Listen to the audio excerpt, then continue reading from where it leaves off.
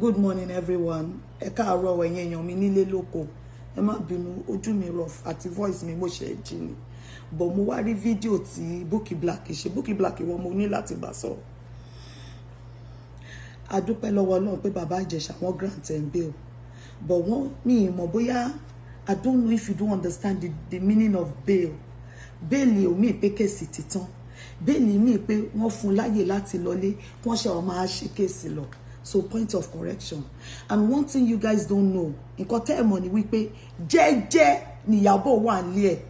On that fateful day, somebody sent a video to me that Baba Ìjẹ̀ṣà was arrested. Was arrested. And the next thing I did was like, I was so worried because I spoke with him 3 days before. Because he was supposed to come here for us to shoot movie together. So I was angry. I was like, oh, who could have done this? Bukky wa ni mo ń bá sọ̀rọ̀. Mo bínú pé ta ló lè mú Baba Ìjẹ̀ṣà, kí ló lè ṣẹlẹ̀ kàn ti fẹ́ fọwọ́ ọlá ba lójú. Mo dẹ̀ pé Ìyábọ̀. Mo pé Yomi Fabi. I called Yomi on that day. Say Yomi kí ni gbogbo eléyìí tó ń ṣẹlẹ̀ yìí. Immediately mo repost nǹkan tí Yomi kọ. Mo dẹ̀ pé Ìyábọ̀, Yomi lòun máa ń lọ síbẹ̀. Mo dẹ̀ pé Ìyábọ̀ ni for what? How can somebody do that to him? Báwo ni ipe báwo náà ṣe máa purọ́ mọ́ Baba Ìjẹ̀ṣà. Immediately we sent two lawyers to Baba Ìjẹ̀ṣà. Ẹ bèrè lọ́wọ́ Baba Ìjẹ̀ṣà pé ṣé lawyer méjì ló bá kẹ́ bèrè lọ ní police station bí tí wọ́n ti mú Baba Ìjẹ̀ṣà sí.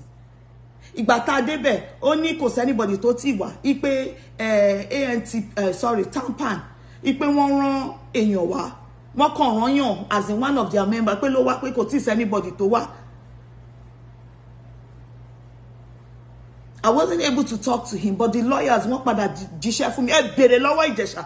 Ipe ṣé àrán lawyer lọ bá Ìjẹ̀ṣà. Nígbà tá ti ẹ̀ tí mọ̀ kankan tó ṣẹlẹ̀. Tó rà rò pé wọ́n fẹ́ fọwọ́ lágbá lójú ni. Èmi jẹ́jẹ́ ni Ìyábọ̀ wà. Ìyábọ̀ does not even know anything. I was the one that called Ìyábọ̀. I was the one that called Yomi. And I reposted what Yomi wrote. But when they now came and they told us what happened, I deleted that post. So te bá ń sọ̀rọ̀ Bukky tó bá ń sọ̀rọ̀ ìgbà tí wọ́n mú Baba Ìjẹ̀ṣà kí ni ìwọ ṣe? Ṣebí bẹ́ẹ̀ mi ṣe wà ní ìlú òyìnbó ni ìwọ náà wà ní ìlú òyìnbó. Impact wo ló take? Àwọn mélòó ló rán lọ síbẹ̀? Ẹ pé Baba Ìjẹ̀ṣà kẹ́ sọ pé lẹ́yìn Tampan tó rán yàn lọ ta ló tún rán èèyàn lọ́ọ̀yà méjì ni mo rán lọ síbẹ̀. Ọ̀ntì ìgbà tá gbọ́ nǹkan tó ṣe cause mo believe pé wọ́n fẹ́ fi ọlá gbá Baba Ìjẹ̀ṣà lójú ni. And me, I don't like things like that. Ìyábọ̀ tẹ́ ń pariwo èmi mo kó sí gbogbo ilé cause jẹ́jẹ́ ni Ìyábọ̀ wà ní ẹ̀. Èmi ni mo pè pé hey Ìyábọ̀, see what is happening o. How can they do this to Baba Ìjẹ̀ṣà? Ipa àwọn tá fẹ́ ba orúkọ ẹ̀ jẹ́. But ìgbà tá di tí wọ́n jí lawyer débẹ̀ tí wọ́n sọ fún wa pé nǹkan báyìí ló ṣẹlẹ̀. Lọ́wọ́ mi bọ́. Tí Ìyábọ̀ wá ní o princess níta ló ń jẹ́ princess, ó ní princess mo lókè. Ó dẹ̀ pé ó dẹ̀ fi sórí phone.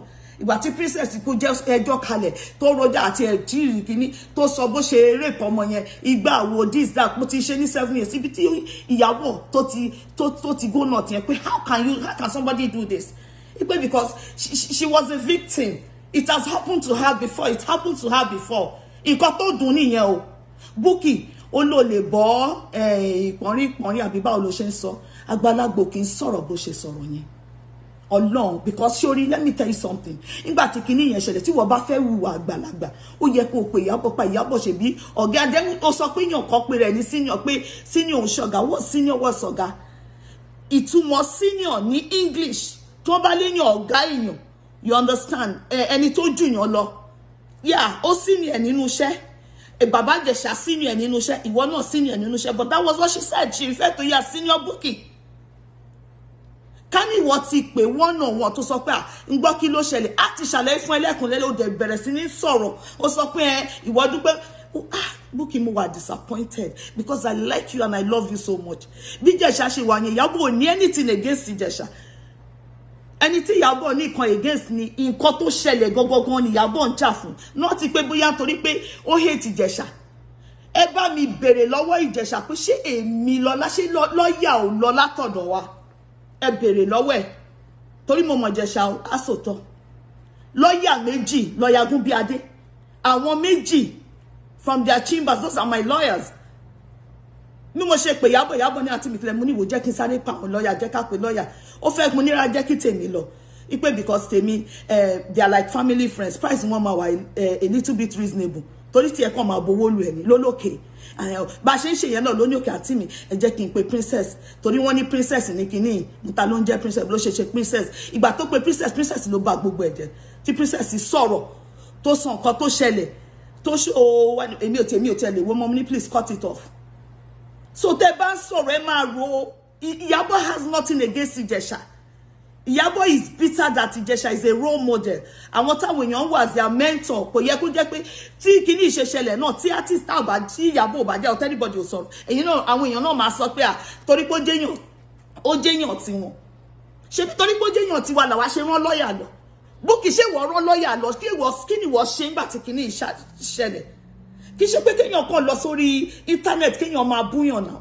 If you are not gone on the internet, Iyabo wouldn't have even said anything. Ó lọ sórí internet lọ sọ̀rọ̀ ló ṣe down now.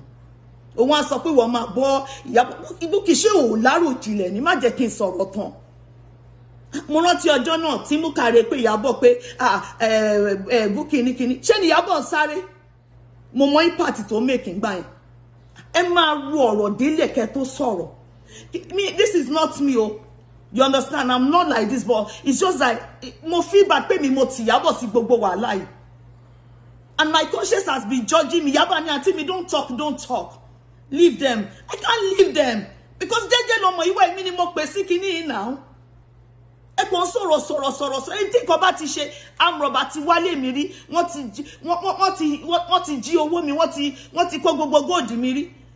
Tí bá gbọ́ pé amroba lọ sí pé ẹni tí mo mọ̀ lọ jalè mo máa ní kó ọ̀nà dáadáa ni kó fìyà jẹ because I was once a victim. So what are you talking? Olówó ṣé wọ́n sọ fún ẹ pé poor person ni Iyabo ni? Ṣé wọ́n sọ fún ẹ pé kùṣẹ́ ni Iyabo ni? Please don't talk like that, man. Grow up, Bukky. Mo respect ẹ, mo ní value fún ẹ ju gbogbo nǹkan tó ṣe. Ẹ̀yin èèyàn ẹ jẹ́ pé Ìjẹ̀ṣà kí Ìjẹ̀ṣà sọ pé Lọlá Àlàó kò rán lọ́yà sí òun. Èèyàn lọ́yà méjì ni at the early stage. It was when they now told us what happened because I was bitter. We're bitter. Rò pé bóyá wọ́n fẹ́ ṣe ìkà fún ni. Ẹ bèrè lọ́wọ́ Yomi pé ṣé mi ìpè Yomi náà. Kíní ìtì ẹ̀ ti wá di kíní àwọn àbúrò mi méjèèjì wọ́n ti wá di ọ̀tá ara wọn. Tí mo dẹ̀ mọ̀ pé náà máa bá mi yanjú. Ẹ máa ro àròjinlẹ̀ kẹ́ tó sọ̀rọ̀. Bukky mo wà disappointed o. Mo bínú sí ẹ gan ni o. So I just want you guys to know that Iyabo has nothing against Baba Ijesha before this case. Thank you.